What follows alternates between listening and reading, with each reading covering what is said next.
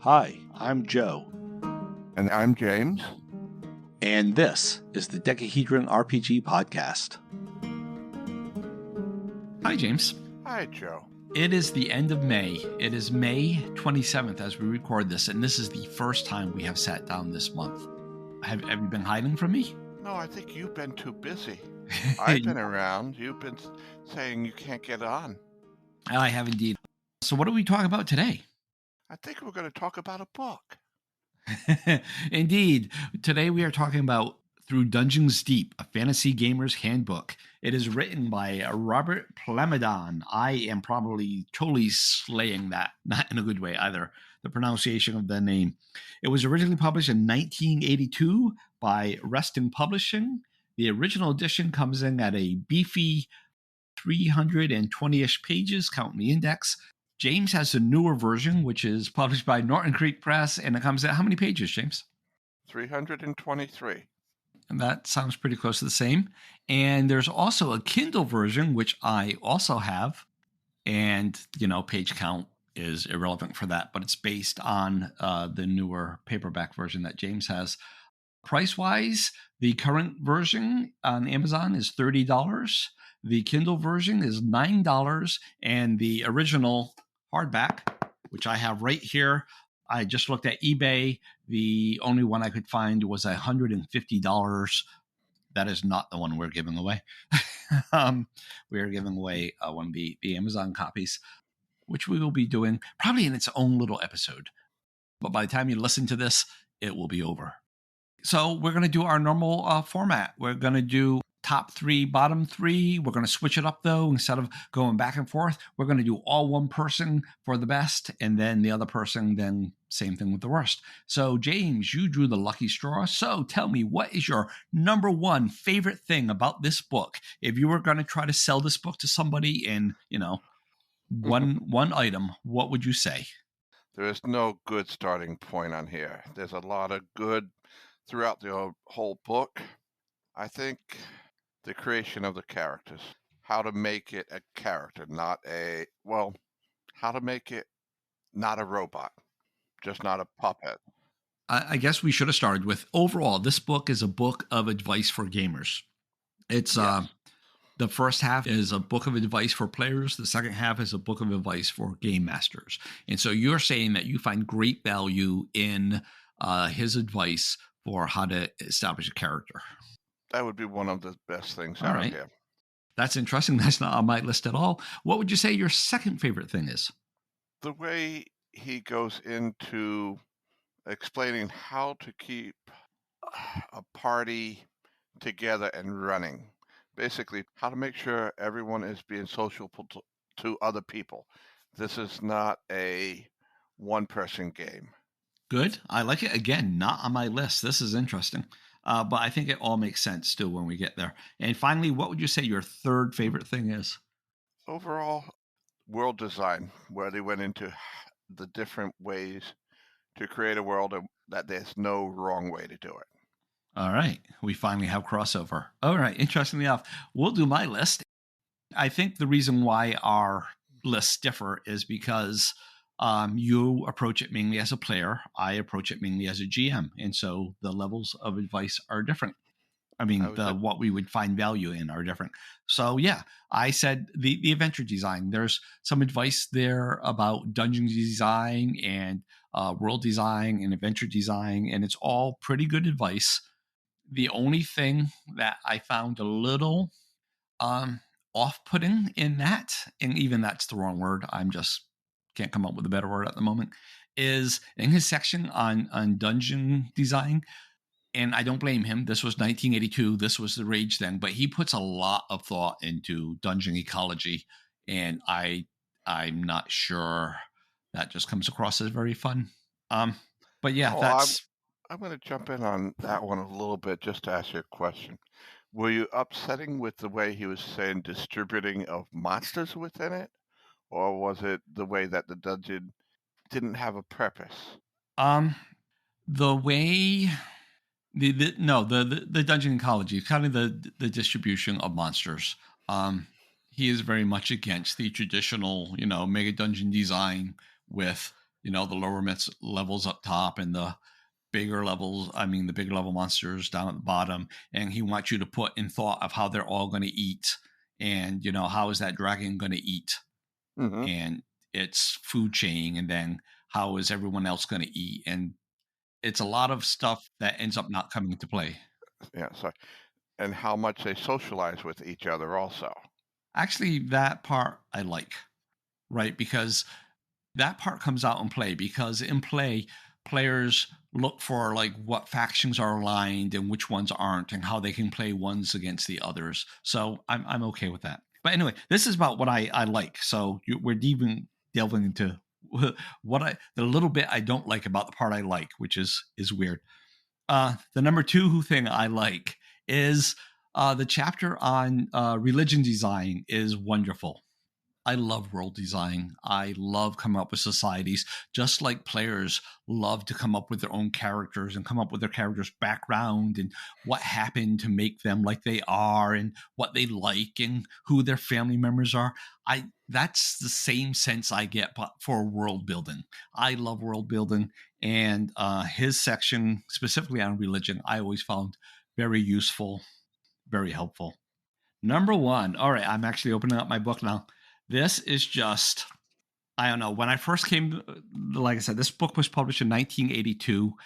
I could have sworn that James had this book, and we were in the ROTC office, and you let me look at it, but you don't have that memory. No. So the only thing I'm thinking is that instead of you, it was one of the Darapino twins, and that very well could be because they had a great gaming library. And so this was one of the first things I saw there. It left impression on me then, and even now, reading it all these years later, it still leaves an impression on me. And this, I think, it gives an essence of the whole book in one medium-sized paragraph. Because, like I said, it's a book of advice, and this particular advice is about how to open up a chest, a treasure chest. So clearly, it's aimed for players. So I'm going to read it here. It says, wooden treasure chests can be opened fairly safely by the following method. First, throw a lasso around the chest, standing as far away as possible. Next, drag the chest into another room. This will trigger any spear traps, tongue block traps, or pit traps, but the character should be far enough away that it doesn't matter. Next, the chest should be tipped onto the side. This makes any forward-firing traps fire at the floor. After that, the bottom board should be broken out with an axe or a crowbar, thus gaining access to the inside while foiling traps that are triggered by playing with a lock or opening the lid. I will also point out that he doesn't, that it also immediately identifies any false bottoms. Coins are then scooped out with a trowel to avoid contact poison. Other items are picked up with tongs. Sealed glass containers may be filled with poison gas, so be careful. All treasure should be put into heavy containers such as chests or heavy canvas bags. Coins should be treated with fire to burn off contact poison after the party gets home, but do this in a very well-ventilated area. I think that paragraph right there encapsulates old school play beautifully. I'm going to agree and disagree on the same time, and this is the one thing I didn't like about the book. This gentleman made the game more of a job, and that's where I'm going with this book. The book is wonderful. If you were to read every one of the pages in there, and were able to remember everything about it, it makes the game no fun, because all it is mechanics. To me, there needs to be some things that aren't so specific. It has to be fun. Am I making sense with that statement? Yeah. He's saying that if you're going to make an expedition into a dangerous place, that you should have a plan and methodology for all the foreseeable events that may happen. And you're saying you just want to go and wing it and have fun. No, I get it. And that sounds like a slam. As I'm saying that, I realize it sounds like a slam, and it's not intended to be. You're saying you want to go in and have fun. He's saying he wants to survive. That's all. And this book, if you were to follow everything, it's just so mechanical. I'm going to say he has great advice in it. Take it with a grain of salt. All right. So, seeing that we have moved into your dislikes, was that your number one dislike? Yes. All right. So, what's your number two dislike? Some of the explanations he went into, and this is getting to the part of number one, too much, too long, too many details. There are sections that could have been one sentence instead of 3 paragraphs. Okay. I have something kind of like that on my list. All right. Next. Those were my 2 big gripes. There's nothing really You don't really have a out number there. three? I mean, it's fine if you don't. I mean, I think it's a pretty good book overall. So if you can only find 2 things to rub you the wrong way, that's fine. I'm going to stop there. There's nothing else that really pops out and that makes me hate it. Okay, so I will go in where you left off then. The number 3 thing on my list for the bad things is that it's a bit of a chore to read. It was originally envisioned as a series of Dragon Magazine articles, and Dragon Magazine would pay you by the word. So I think he was in that mindset to inflate everything and use as many words as possible. While it is written in an easy to read manner, it is not written in a fun to read manner. I found it a bit of a chore to get through the book, a bit of a slog. A bit, you've heard of those books that are page turners and you don't want to put them down. I frequently wanted to put this one down. Even though I like the content, yeah, it's like, it just, okay, I get the point. All I'm right, going to cut in there for a moment. I hope you don't mind.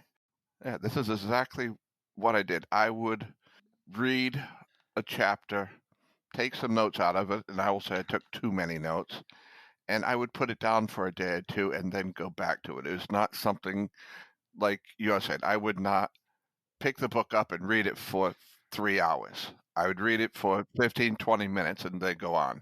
Yeah, and I think had it lived in its original idea of a series of Dragon Magazine articles, it would have been better, right? Because you would have read the article.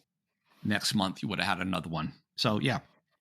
My number 2 thing on the list of things I didn't like is, and I'm going to say it was an age thing, because when he wrote this, he was in college. And, when we're at that age, we're all a little full of ourselves. And he definitely has an attitude. And while he tries to present different styles of play, it's very obvious which one he prefers. And if you play in the other ones, he kind of speaks about them in a very negative fashion. And I found that, even though his style is kind of my style, it's the style of play I like, but I didn't like the way he was saying, if you're doing it the other way, you're doing it wrong. He didn't really say that, but it's implied there. And finally, my last thing, and this is a technical item, is I mentioned that there's 3 versions. There's the original 1982 hard copy. I like it. It's a great book, even though I just said those 2 negative things. Everything has pluses and minuses. Don't take that as, whatever. As we've gone to the new version, he has done very light editing. But one of the things in my original copy here, in the back, there's 3 appendices. And in the new version, there's only 1 appendix. Well, the one that he kept, lead miniatures, how to buy it. Well, not lead anymore, right? Just miniature figures. But, how to buy them, how to paint them, all that fun stuff.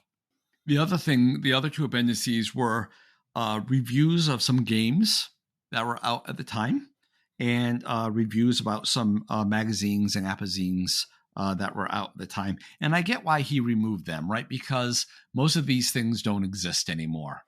But it is a very interesting look back into that day and age. And I kind of miss that it's there. The other thing that only affects the Kindle version is that they didn't do a digital transfer of the text of the book to Amazon for the Kindle version. They did an OCR, and there are OCR mistakes everywhere throughout the book. They didn't go through and verify and edit or anything. They did a very lazy approach. And one example that's just easy to remember, every time they say gamer in the book, And the Kindle version, it says gainer, Gainer. But there's other words like that throughout. And so you're reading along and you come across one of these and it throws you out of it. And you have to figure out, what is this word supposed to be? I mean, after you see gainer for the 100th time, you go, okay, it's gamer. I get it. But the other ones, you're like, okay, I guess if these two letters ran together, it would kind of look like that. I bet it's that word. And that is kind of unfortunate. But then again, it's only $10 for the Kindle version, and it just fits on my device, and I don't have to carry it around. Those are my 3 bad things. Okay, James, overall, what do you think of the book? Great book? Bad book? Horrible book? In the middle? I'm going to say it was a great book, but back to the discussion we have, this is not one you got to sit and read cover to cover in a day or two. You need to pace yourself. I am going to echo. I think this is a really great book, and that's why we're giving away a copy. I wouldn't say, oh, this is a horrible book, let's give one away. No, this is a really great book. Yeah, as James is saying, I think you just need to approach it with the attitude that it's a series of articles, and just read an article at a time and then come back to the next one when you feel like it. Or pull out the sections you want. If you're a player, go to the sections that is what you need at that moment. Yeah, I don't think there's any need to go front to back. The Kindle version doesn't. My hard copy does. I don't have your version. The hard copy I have has an excellent index and has an excellent table of contents. Make it easy to find the section you're looking for. Does the Amazon version do it? The Amazon version, though, is the one we're giving away. So I hope it does. But does it? There is an index front and back. Nice. I think the easier one is the chapters, because they're really highlighted of what it is. Becoming a game master, designing philosophies, create a campaign. So whatever you're working on, you can go to the section that the book is dealing with. Like I said, I really do think it's an excellent book. I do plan to give a copy of this to my daughter, because, yeah, even like that section on opening chess, even if you don't follow it verbatim, it gives you the kind of things that you should be thinking about. Although in this new day and age where everything's just die rolls instead of role playing it out, I don't know if it would be useful. But no, I still think it would, because you said you're lassoing and pulling it out of the room. It's going to trigger the traps and everything. That has nothing to do with die rolls. So yeah. But it's just full of stuff like that. It gives you these ideas that you should be aware of. If you're a DM, it gives you ideas of maybe things you should be doing. Yeah, just a whole bunch of neat stuff in here. And I really, really like the book. I really have nothing else to say. How about you, James? No, it was a good, when I'm saying a good read, a good multiple read. It took me two or 3 months to go through it. It's good information. Yes. All right. Well, thanks for joining me, James. Thank you for letting me in, and thank you to the audience. Oh yeah, thanks everyone for listening. Please come back and listen again. Please let us know what you think about stuff in general. Have you read this book?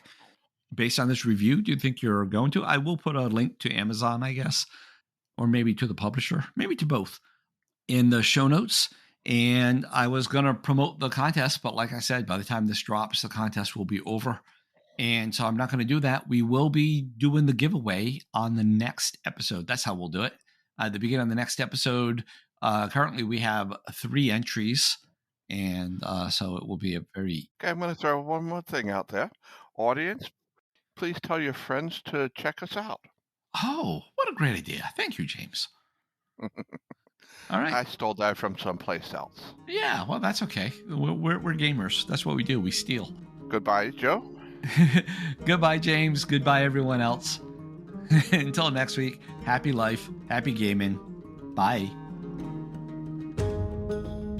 We hope you enjoyed this episode of the Dekahedron RPG Cast. We'd love to hear from you. You can leave us a voice message by calling 562-774-2278. That's 562-RPG-CAST. Or by visiting sayhi.chat/Dekahedron. You can also email us at feedback@dekahedron.com. Links are in the show notes. For more information, visit dekahedron.com.